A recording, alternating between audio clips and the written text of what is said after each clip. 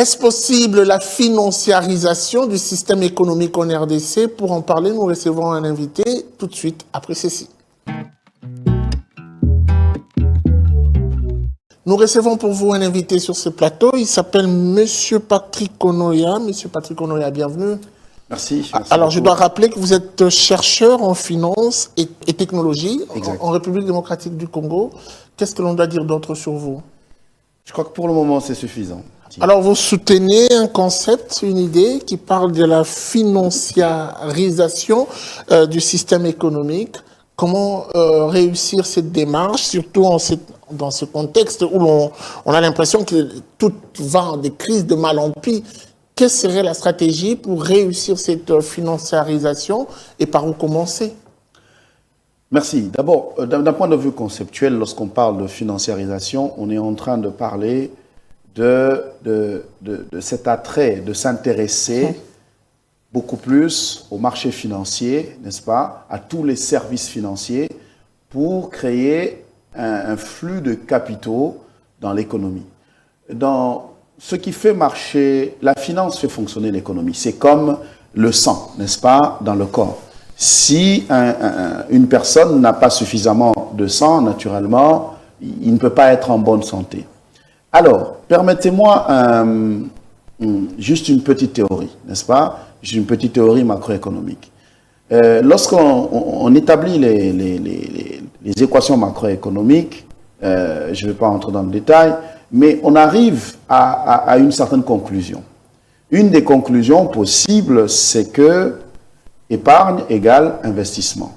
Et lorsqu'on établit cette égalité épargne égale investissement, les économistes arrivent, c'est de là que provient le principe, c'est que l'investissement provient de l'épargne. Ça signifie que si on dit que l'investissement provient de l'épargne, donc un pays ne pourra pas investir au-delà de ce qu'il a épargné.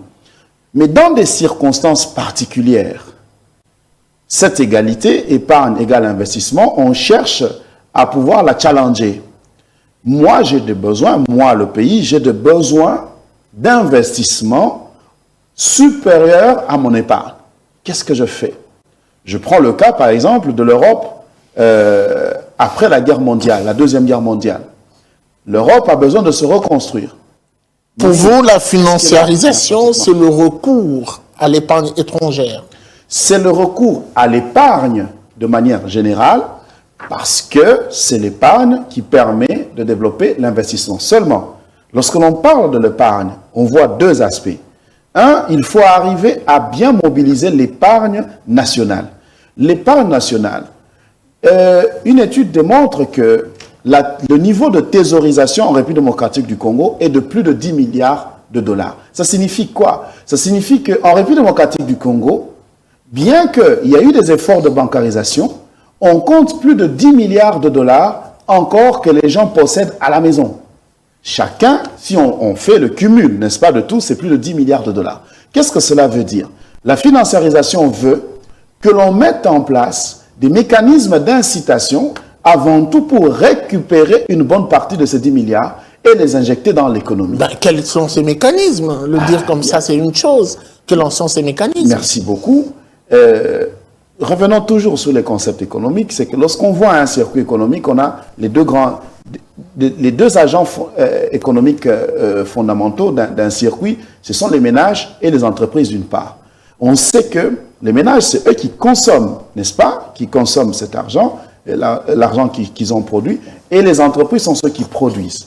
Alors, pour pouvoir, n'est-ce pas, financiariser l'économie, il faut faire en sorte que les ménages qui gardent cet argent puissent l'injecter dans l'économie afin que les entreprises les captent pour développer. Et c'est à quel niveau qu'il doit se faire le gros travail et le grand travail? Le gros travail doit se faire au niveau du gouvernement. C'est d'abord un problème conceptuel, d'admettre que nous avons un pays qui a une économie morose. On ne produit pratiquement rien. Alors, on va se quitter avec cette question. Quelles sont les étapes clés pour la mise en place de cette financiarisation du système économique, en tout cas de manière schématisée, les étapes clés? pour sa Merci mise en beaucoup. place? La première des choses, c'est un changement de paradigme au niveau du gouvernement. Passer de faire à faire faire. C'est-à-dire que l'État, sur une matière, en matière économique, doit rester le plus régulateur et pousser le secteur privé. Ça, c'est une première des choses.